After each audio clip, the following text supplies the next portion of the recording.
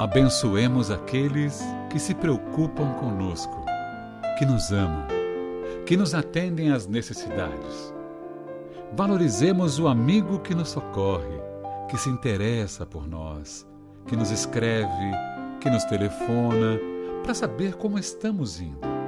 A amizade é uma dádiva de Deus, presente no coração daqueles que cruzam o nosso caminho. Mais tarde, haveremos de sentir falta daqueles que não nos deixam experimentar a dor da solidão. Que possamos consolar uns aos outros em todos os dias da nossa vida. Chico Xavier. Olá, seja bem-vindo a mais um estudo reflexivo da obra O Consolador. Esse programa é proporcionado pelo Centro Espírita de Caridade Luiz Monteiro de Barros. Faça parte dessa família espiritual. Você poderá colaborar com o programa, dando boa noite e fazendo perguntas no YouTube. Então, por favor, demonstre aí a sua participação. Está na bancada toda a equipe, os facilitadores Wilson, José Nilson e Caetano de Santos. Boa noite, cavalheiros. Vamos lá, boa noite. Boa noite a todos. Então, hoje a gente vai dar continuidade, entrando na parte do dever, que é o 2.2.3, na questão 185. Então, vamos lá. Quais as características de uma boa ação? E a resposta: a boa ação é sempre aquela que visa ao bem de outrem e de quantos lhe cercam o esforço na vida. Nesse problema, o critério do bem geral deve ser a essência de qualquer atitude. A melhor ação pode, às vezes, padecer a incompreensão alheia no instante que é exteriorizada, mas será sempre vitoriosa, a qualquer tempo, pelo benefício prestado ao indivíduo ou à coletividade. Seu Caetano. O bem, ele está falando do dever, Do né? dever, é. Porque se a nossa essência ela é divina, nós temos uma natureza divina, ela tem tudo que o Criador tem, na sua proporcionalidade, de acordo com a nossa imperfeição ainda, né? Mas ela tem um potencial de crescimento. E o que vai alimentar esse potencial de crescimento, de desenvolvimento, é a realizar o bem, fazer o bem. Porque hoje a ciência já mostra aí que, conforme você tem boas atitudes, você libera uma série de substâncias, não tanto na parte física, mas também na parte emocional. Nós temos uma satisfação em fazer o bem. A gente tem uma satisfação em ver o outro bem. Então, é importante que nós fiquemos bastante atentos a isso, porque é uma necessidade nossa para regular e buscar o equilíbrio, tanto na parte física quanto na parte emocional, né? Então, é como se fosse assim, é o teu alimento da alma, né? E que é onde vai te apaziguar, vai te dar serenidade, confiança, te aproxima do Criador. Então, é um alimento importante aí que a gente deve comer todos os dias, né? Sim. O que o senhor... Com certeza, porque se o princípio inteligente, a parte divina nossa, que é igual para todas, está lá simples, mas ela precisa ser robustecida com nossas ações. E quando você está fazendo o dever em harmonia com as leis divinas, você fortalece essa parte e essa parte vai repercutir no resto, nas outras partes todas. Então, o dever de você ajudar o próximo e mais coletivo, melhor ainda, então você está abastecendo, alimentando a parte divina de cada um, está fazendo crescer a parte divina. Então, o dever no bem, o dever na prática do amor, o dever na caridade, o dever na paz, e esses caminhos vai fortalecendo o espírito. E a proporção que ele fortalece, ele vai repercutir nele e nos outros em volta, porque você vê que o Gandhi fala, uma pessoa na plenitude do amor, ele neutraliza o ódio de milhões. Então, se você vai fortalecendo essa parte sua, você vai ter uma repercussão muito grande. É só observar as grandes figuras que passaram na Terra fazendo isso. Olha um São Francisco, olha uma Madre Teresa de Calcutá, olha um Chico Xavier, olha atualmente um Divaldo Pereira Franco, você olha um Martin Luther King, você vai ver um grande cientista, um grande educador, todos eles, ele vai causar uma repercussão muito grande. E isso é o dever por ser. O dever principal nosso é se harmonizar com as leis divinas. É o grande desafio. Hoje a gente ouve muitas pessoas falarem que eu tenho direito disso, tenho direito daquilo. As pessoas cobram muito direitos na sociedade. Mas a gente tem que entender que o dever ele vem primeiro, né? Antes de você cobrar um direito que você tenha, reivindicar alguma coisa, a gente tem que ver se a gente está fazendo o nosso papel primeiro cívico do dever dentro da sociedade. Então, de respeitar o próximo, de não jogar uma sujeira na rua, de não furar uma fila, coisas básicas que isso vão tornar a sociedade melhor. Então, a gente vê todo mundo, eu quero isso, eu preciso receber isso, o governo tem que me dar isso, mas o que a gente está fazendo de movimento assertivo para que a gente possa cobrar? Porque eu acho que antes da gente cobrar, a gente deve fazer a nossa parte. Essa é a diferença. E esse tema do dever, ele lembra muito a gente falar assim da política, vamos falar assim, porque a gente sabe que o dever de um político, de uma pessoa que entra nessa área, se a gente for ver a essência da política, é o governo do povo, para o povo, com o povo. E, infelizmente, a gente vê assim uma parte desses senhores que entram dentro dessa área, onde cria uma grande responsabilidade na condução de um povo, de uma cidade, de uma região, se comprometendo, porque aí às vezes a pessoa que adentra ali, ela se vê enraizada ali num turbilhão de favorecimentos e esquece que a posição dela é para legislar a todos e não a si. E aí a gente lembra daquela frase lá de André Luiz, que o bem só é bom quando é bom para todos. O bem quando é só bom para mim, aí é mal. Aí deixa de ser um dever, né? Eu lembrei do Lázaro, a mensagem de Lázaro no Evangelho segundo o Espiritismo, que ele fala do dever. O dever é o guardião da probidade interior. Então, como falou o Sr. José Nilson, quando a gente escuta as vozes amorosas do dever, eu estou em harmonia com o universo, eu vou colaborar com a harmonia do próximo. Quando eu não quero ouvir as vozes amorosas do dever, eu centralizo no meu egocentrismo, né? E aí eu vou para o campo aí só do direito, e o direito para mim ou para os meus, né? Infelizmente. Vamos lá, questão 186. O acaso deve entrar nas cogitações da vida de um espírita cristão? E a resposta: o acaso, propriamente considerado, não pode entrar nas cogitações do sincero discípulo da verdade evangélica. No capítulo do trabalho e do sofrimento, a sua alma esclarecida conhece a necessidade da própria redenção, com vistas ao passado delituoso e no que se refere aos desvios e erros do presente. Melhor que ninguém, a sua consciência deve saber da intervenção indébita levada a efeito sobre a lei de amor estabelecida por Deus, cumprindo-lhe aguardar conscientemente, sem qualquer noção de acaso, os resgates e reparações dolorosas do futuro. Bonito, né? Acaso, D'Alessandro? O acaso, se existisse o acaso, não existiria a lei de causa e efeito. Emmanuel, da sua sabedoria, está mostrando, se hoje eu estou tendo um efeito na minha vida, é porque a causa pode ser dessa existência através de escolhas egóicas ou de existência anterior.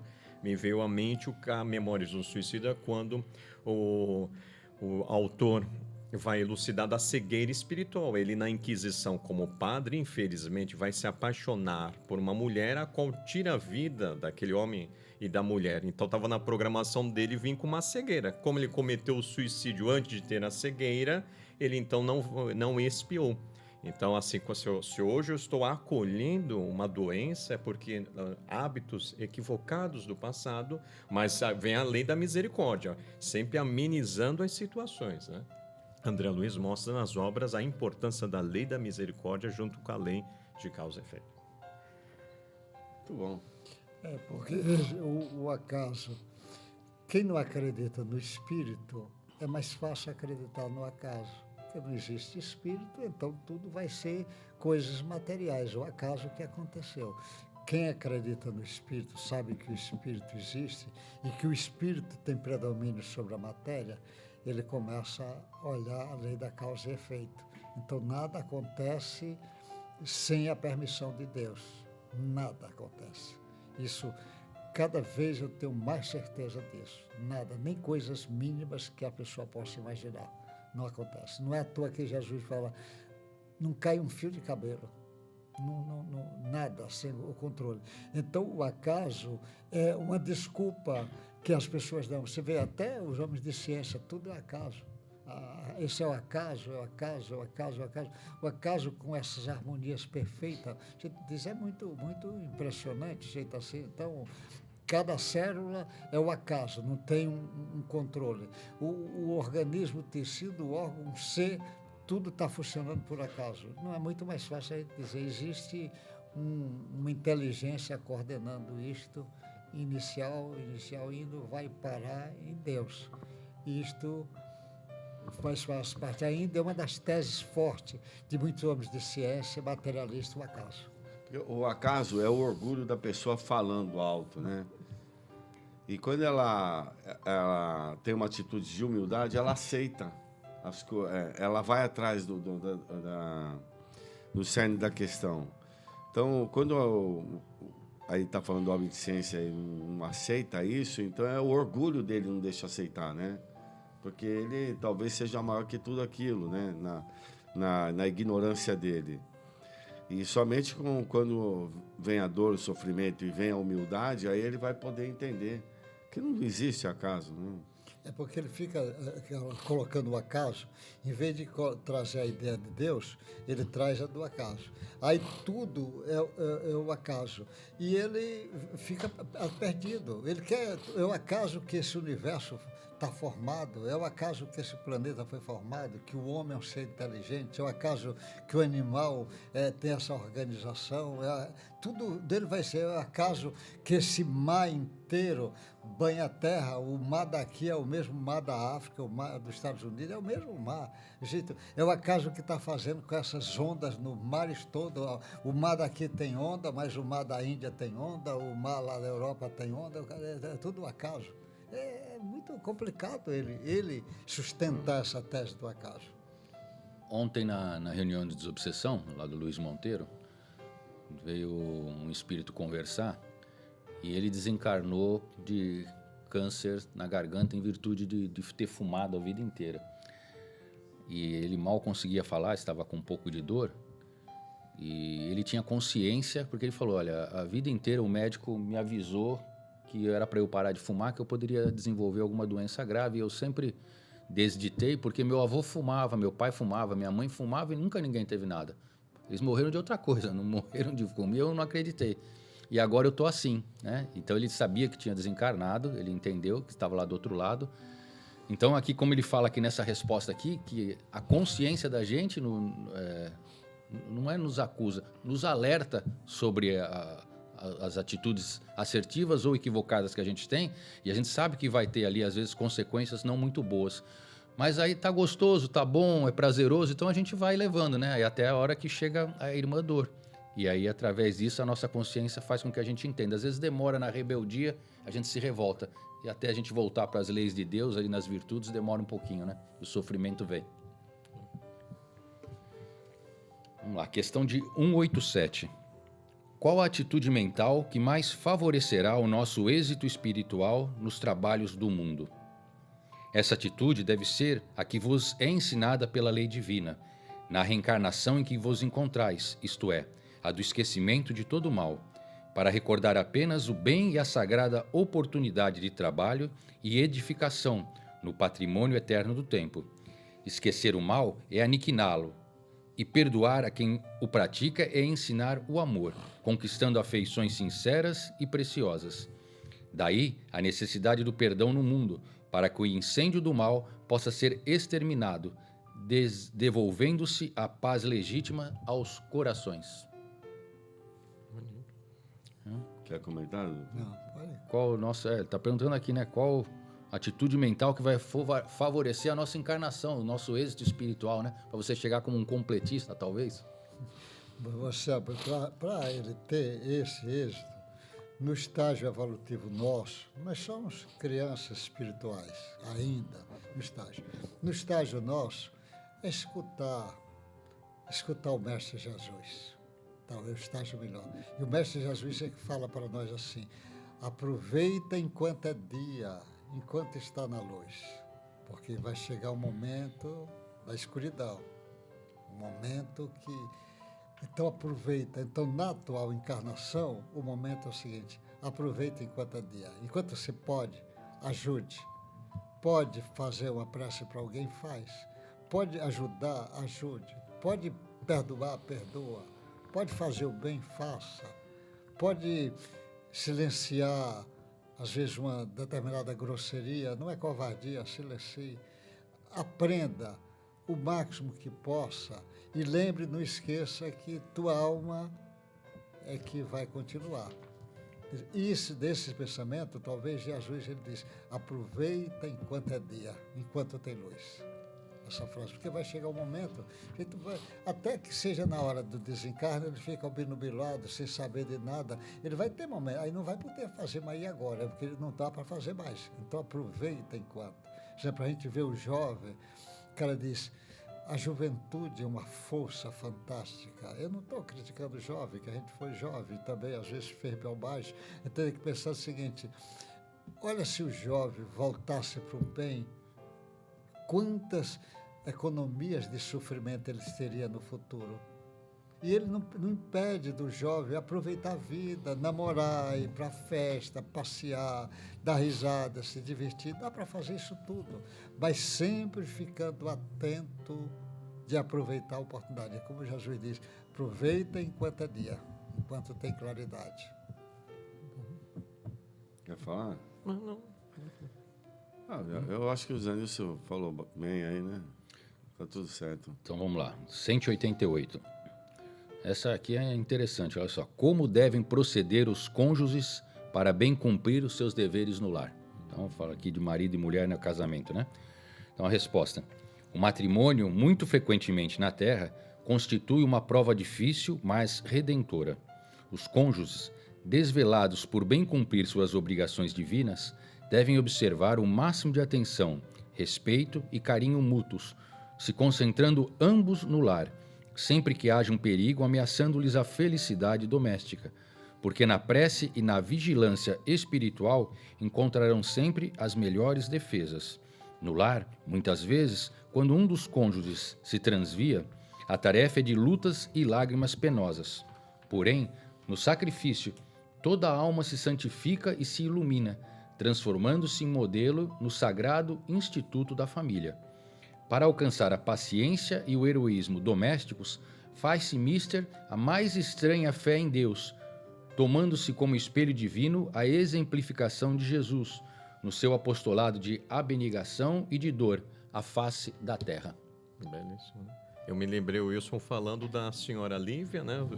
Emmanuel, no livro Há 2000 anos, ele foi o senador Públio Lentulus, e aí deixando, infelizmente, o final da sua jornada, a esposa sem falar com a filha, durante 20 anos numa casa. Me lembrei de Joana de Cusa, ao se aproximar do Cristo, porque o marido, por ser comerciante e rico, não queria seguir o cristianismo, e ela, entre aspas, né, queria se separar dele. Cristo vai dar a dica que o compromisso dela era com ele, para respeitar. E a própria mãe de André Luiz, quando vai dizer para André Luiz que vai voltar à Terra, vai ter o compromisso de novo de casar com seu pai e levar aquelas duas almas irmãs na condição de filhas. E André Luiz não entende naquele momento, mas a senhora vai acolhê-las, tá? E ela, de maneira muito sábia: elas são tuas irmãs de humanidade. Então veja, o escol dessas nobres mulheres é Lívia, Joana de Cusa e a própria mãe de Chico Xavier, que ele não colocou o nome nas obras, mostrando a importância de um dos cônjuges, às vezes, ter esse olhar mais amoroso perante o outro, que às vezes está desviado aí das escolhas amorosas. É interessante porque nesse momento existe uma palavra chamada renúncia. Renuncie em detrimento do bem maior. Logo no começo, ele fala sobre o dever. Então, o dever, nesse momento, é como a pessoa está ainda desequilibrada, perturbada, então não percebe isso. Mas sempre vem muitos conselhos.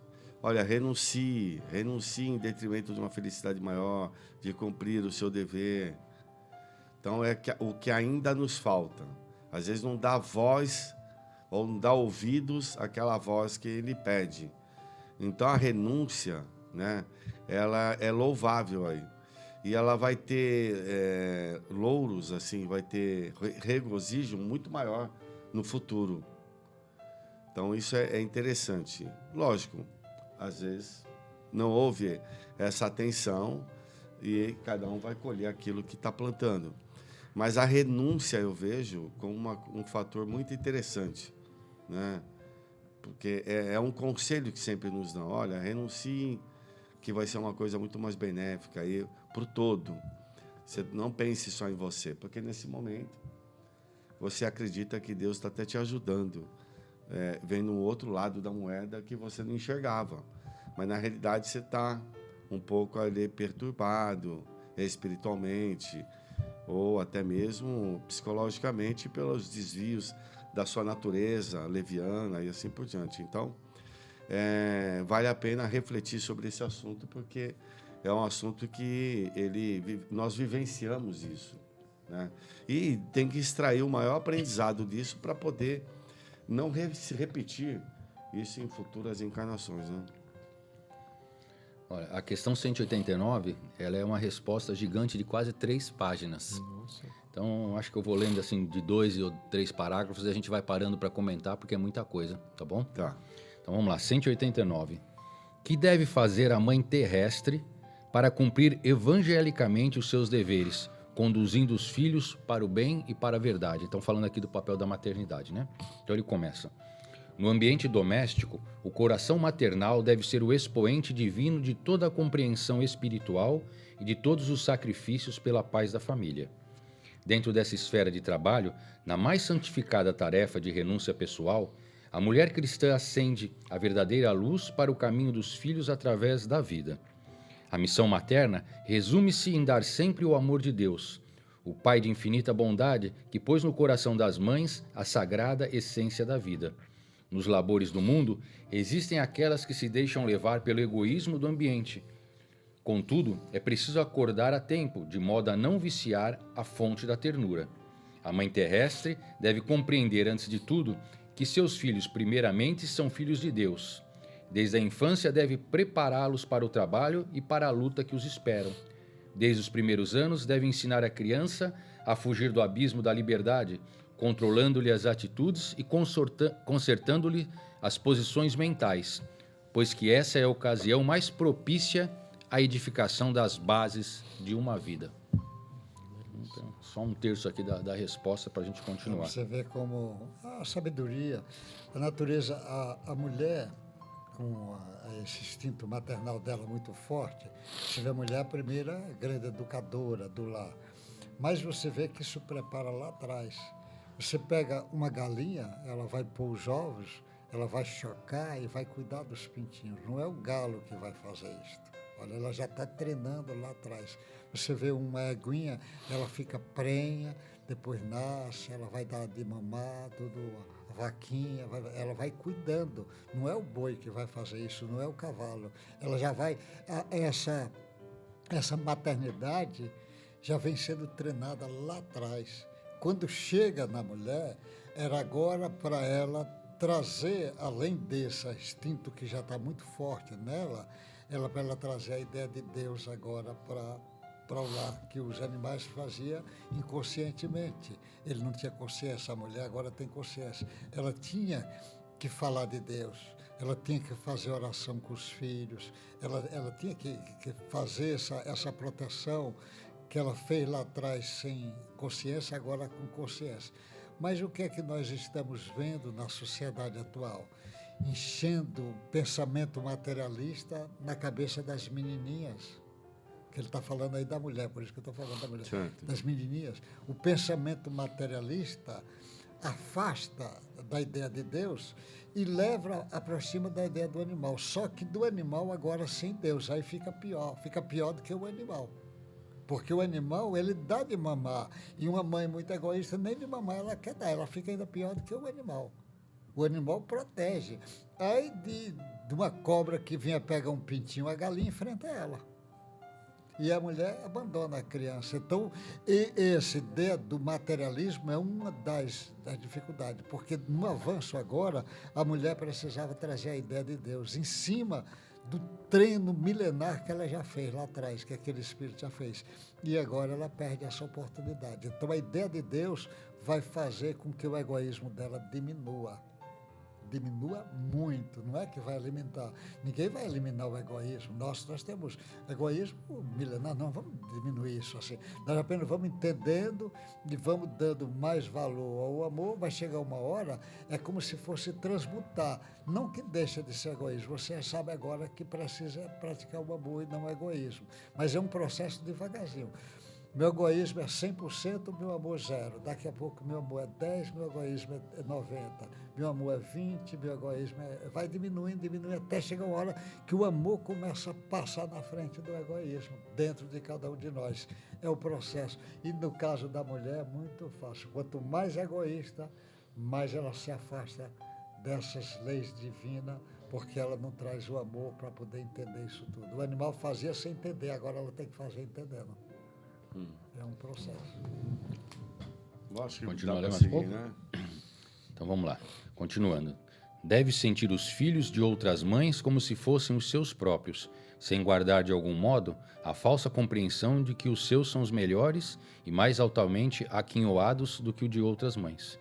Ensinará a tolerância mais pura, mas não desdenhará a energia quando seja necessário no processo de educação, reconhecida a heterogeneidade das tendências e a diversidade dos temperamentos. Sacrifir-se-á de todos os modos ao seu alcance, sem quebrar o padrão de grandeza espiritual da sua tarefa, pela paz dos filhos, ensinando-lhes que toda dor é respeitável, que todo trabalho edificante é divino e que todo desperdício é falta grave. Ensinar-lhe-ás o respeito pelo infortúnio alheio, para que sejam igualmente amparados no mundo, na hora de amargura que os espera, comum a todos os espíritos encarnados. Nos problemas da dor e do trabalho, da provação e da experiência, não deve dar razão a qualquer queixa dos filhos, sem exame desapaixonado e meticuloso das questões, levantando-lhes os sentimentos sempre para Deus, sem permitir que estacionem na futilidade ou nos prejuízos morais das situações transitórias do mundo. Segundo terço da resposta. Belíssimo, né? Me lembrei de Madalena, né, que não foi mãe no sentido biológico, mas foi mãe de quantos tiveram contato com ela, levando a mensagem de amor a Deus, amor ensinado por Jesus, né? Então você, às vezes, quem está nos acompanhando nessa existência não foi mãe, mas você exercendo um cargo de professora, enfermeira, ou as evangelizadoras nas igrejas, nas casas espíritas, né, acolhendo aquela criança que às vezes é maltratada em casa, como uma verdadeira mãe. Olha aí, né, esse sentimento nobre que a mulher traz, né, a importância delas para os trabalhos espirituais. E é uma preocupação da mãe, assim, deve ser uma preocupação dos pais aí da mãe, no sentido de preparar o filho para enfrentar uma sociedade, que a sociedade é diversa, então não excluir ele de situações ainda, não de infelicidade, mas às vezes de uma pobreza maior, não mostrar essa realidade para ele. É necessário mostrar que tem gente que também luta com dificuldade, que às vezes não tem uma mãe, não tem um pai, o valor das coisas, o valor das pessoas. Então, é uma preocupação que a gente tem que ter para poder preparar essa criança para enfrentar a sociedade. Ela tem que estar preparada. Porque senão, às vezes, cria numa redoma, ele não está preparado. A primeiro não que ele tem, né, contrariedade, ele surta, né? Ele não sabe lidar com essa situação. Então, se desde pequeno você começa a fazer que ela fala do trabalho, aí, né? É interessante isso. Eu me lembrei do Chico Xavier, desde pequenininho, vai trabalhar para poder ajudar a família, aquele dever para cumprir, e sofre com isso, problema de saúde, desde pequenininho, tendo deveres ali, e cumprindo com deveres. E preparado para enfrentar uma sociedade, porque ele estava no meio dessa sociedade. E a mãe dele, mesmo no mundo espiritual, não temia isso. Vai e continua, né? Porque, às vezes, o excesso de preocupação nosso dá insegurança para o filho. Isso eu fui aprendendo na marra, porque, às vezes, você queria... E, às vezes, você quer dar muita segurança para a criança, proteger demais, e ela se torna insegura, né? Então, é importante esse enfrentamento, você preparar para enfrentar essa sociedade, né? Vamos lá, vamos para a terceira e última parte da resposta, né? Então, continua Emmanuel. Será ela no lar o bom conselho sem parcialidade, o estímulo do trabalho e a fonte de harmonia para todos. Buscará na piedosa Mãe de Jesus o símbolo das virtudes cristãs, transmitindo aos que a cercam os dons sublimes da humildade e da perseverança, sem qualquer preocupação pelas glórias efêmeras da vida material. Cumprindo esse programa de esforço evangélico, na hipótese de fracassar em todas as suas dedicações e renúncias, compete às mães incompreendidas entregar o fruto de seus labores a Deus, prescindindo de qualquer julgamento do mundo, pois que o Pai de misericórdia saberá apreciar os seus sacrifícios e abençoará as suas penas no Instituto Sagrado da Vida Familiar. Bonito. Que coisa, mãe. Porque a mãe, principalmente os 10 primeiros anos de uma criança, a mãe é de uma importância fundamental. E as mães hoje trabalham fora e às vezes não cuidam principalmente desses 10 anos. Às vezes tem mães que a gente diz o seguinte, olha, trabalhe menos, se possível, dedique mais os meninos, porque boa profissional você poderá ser qualquer época. Mas boa mãe, se você perder esses 10 anos primeiro, você vai ter muita dificuldade, não recupera. Então, você dê mais atenção, agora que eles estão pequenos, no fato de mãe e menos profissão. Não estou dizendo para ela não trabalhar na profissão, mas ela pode dar um jeito de ser menos. Hoje, com a coisa da internet, muitas mães estão aproveitando isto. Elas estão trabalhando no horário que os meninos vão para a escola, às vezes de noite, quando os meninos estão dormindo. Ela pode trabalhar, mas ela não perder a vista de mãe. Essa discussão das mães com os meninos até 10 anos, com certeza a sociedade vai discutir isso, porque está começando a fazer falta aquela mãe que, em vez de fazer o trabalho educador, ela está dando o trabalho educador, às vezes, para a empregada doméstica, ela está dando o trabalho educador lá para a creche, a parte dela ela está dando, ela está entregando só para a escola, ela às vezes até na rua, o menino na rua, depender. E ela não podia perder isso, porque às vezes tem coisas que dá para ela pensar. Agora, lógico, tem casos, coitadinha, ela tem os meninos, é ela que mantém a casa, não é fácil essas dificuldades todas, nós temos que entender. Mas a mulher ela tem que pensar o máximo disso. Tem mulheres, às vezes, que faz o trabalho dela em casa, ela às vezes costura em casa, no horário que pode, para poder cuidar da criança. Depois ela vai. Então, profissão, eu tenho visto isto, vira uma grande profissional, nova, mas foi uma mãe ruim.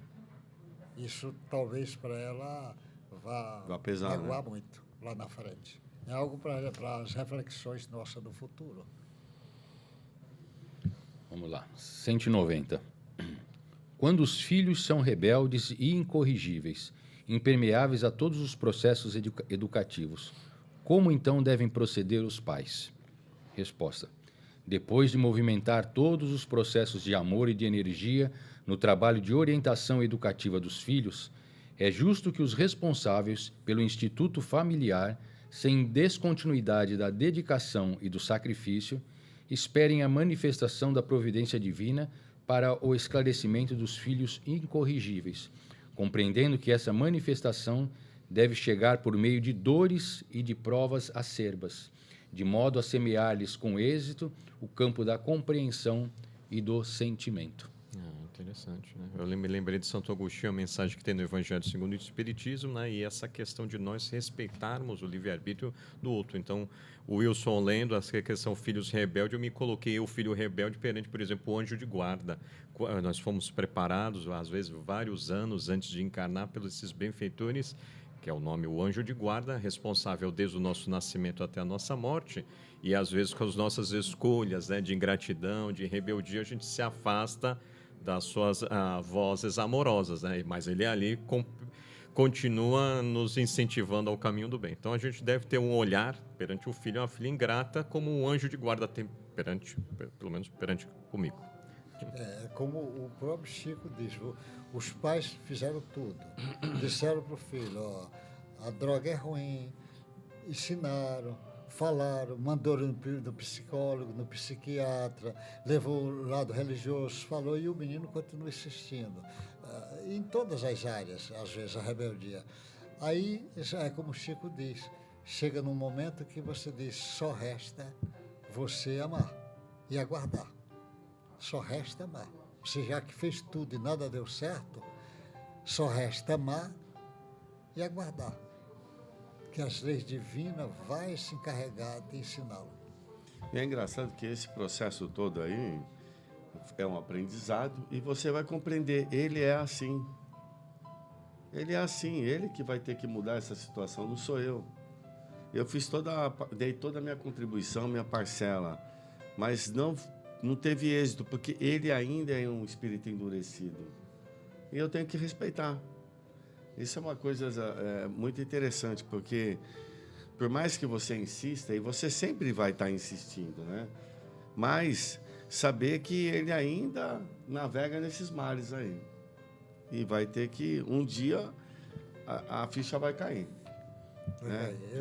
Esse caso eu já contei aqui uma vez, de uma moça boa. A mãe é uma mãe correta, muito religiosa, séria, muito católica a mãe. E a filha começou a virar a garota do programa.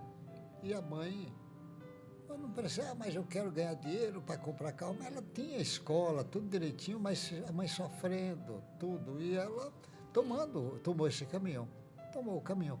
Até um dia que ela, atendendo um pedido, lá, acho que da firma que ela trabalha, foi atender um rapaz em casa. Só que chegou lá, tinha mais dois. Ela quis estremecer, ele deram logo uma tapa, não, nós estamos pagando e não sei o quê. E ela sofreu todas as barbaridades lá, sexual, que podia sofrer daqueles três.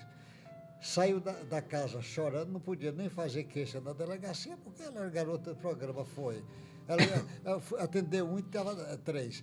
Aí ela chorando, até em casa. A partir desse dia, ela disse que não queria mais essa vida.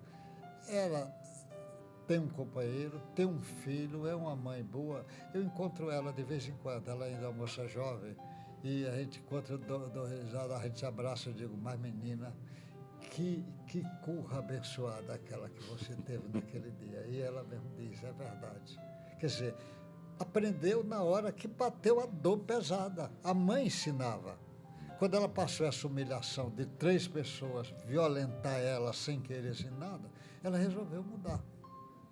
Foi chorando de lá até a casa dela, foi de pé aí, chorando, não quis chamar táxi, chorando para desabafar. A partir daí ela não quis mais. Cada um tem um caminho. Abençoado o dia. Abençoado o dia. Hoje ela é uma bela mulher, cuida do filho dela com muito carinho, é respeitosa com o companheiro dela. Eu acho uma beleza. Passou. Sim. Vamos lá. 191. Como poderão os pais despertar no íntimo do filho rebelde as noções sagradas do dever e das obrigações para com Deus Todo-Poderoso, de quem somos filhos? Depois de esgotar todos os recursos a bem dos filhos e depois da prática sincera de todos os processos amorosos e enérgicos pela sua formação espiritual, sem êxito algum, é preciso que os pais estimem nesses filhos adultos que não lhes aprenderam a palavra e a exemplificação os irmãos indiferentes ou endurecidos de sua alma, comparsas do passado delituoso, que é necessário entregar a Deus de modo que sejam naturalmente trabalhados pelos processos tristes e violentos da educação do mundo. A dor tem possibilidades desconhecidas para penetrar os espíritos, onde a linfa do amor não conseguiu brotar, não obstante o serviço inestimável do afeto paternal humano. Eis a razão pela qual, em certas circunstâncias da vida, faz-se mister que os pais estejam revestidos de suprema resignação, reconhecendo no sofrimento que persegue os filhos a manifestação de uma bondade superior, cujo buril oculto, constituído por sofrimentos, remodela e aperfeiçoa com vistas ao futuro espiritual. Muitas vezes a gente quer insistir mesmo, que nem você falou, né, Caetano? A gente fica insistindo na tecla com nossos filhos, mas chega um momento que os pais perdem a autoridade, né? Quando as crianças chegam numa certa idade e batem asas para o mundo, a gente não tem mais aquela autoridade que a gente tinha dentro do lar. E aí cada um vai escolher o seu caminho pelo seu livre-arbítrio, né? Na sua condição, às vezes coisas assertivas ou equivocadas, que por a gente já ter passado, né, por aquilo, a gente sabe que o final não vai ser muito bacana. Mas aí é importante daquele filho experienciar essa situação e, através aí, às vezes, de um resultado que não é o que ele esperava, ele vai se corrigir. A gente vê, às vezes, muitas crianças que os pais são evangélicos, ou são espíritas, ou são católicos, e durante um período da vida daquela criança, ele consegue levar com ela, faz o catecismo, ou faz a escolinha, ou faz a mocidade, qual seja a sua religião, mas em determinado momento, ali pela rebeldia, por escolhas próprias, a criança, ali, o adolescente, começa a se afastar da religião, seja qual ela for.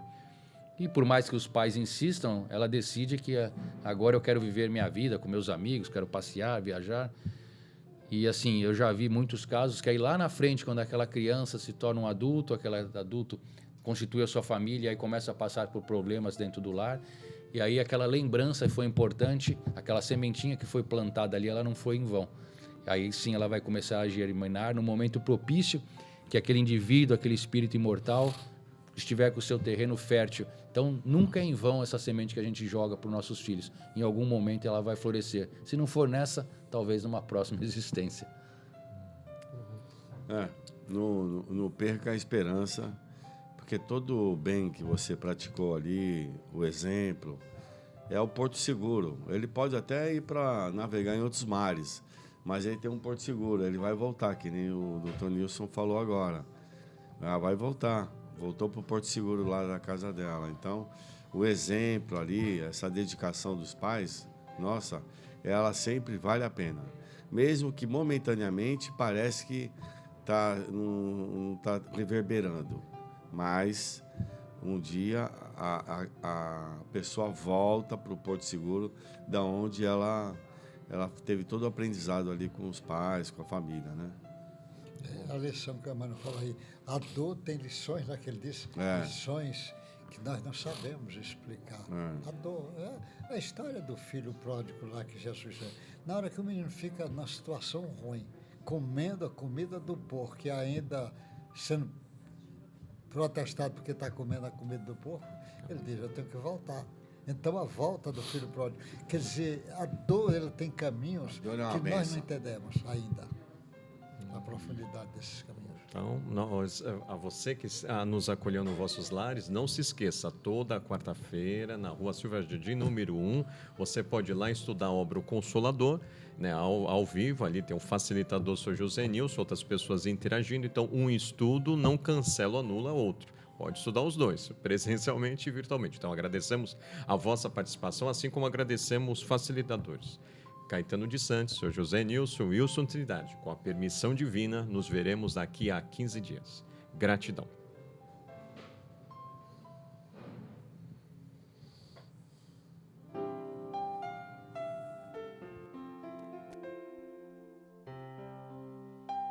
Abençoemos aqueles que se preocupam conosco, que nos amam, que nos atendem às necessidades. Valorizemos o amigo que nos socorre, que se interessa por nós, que nos escreve, que nos telefona, para saber como estamos indo.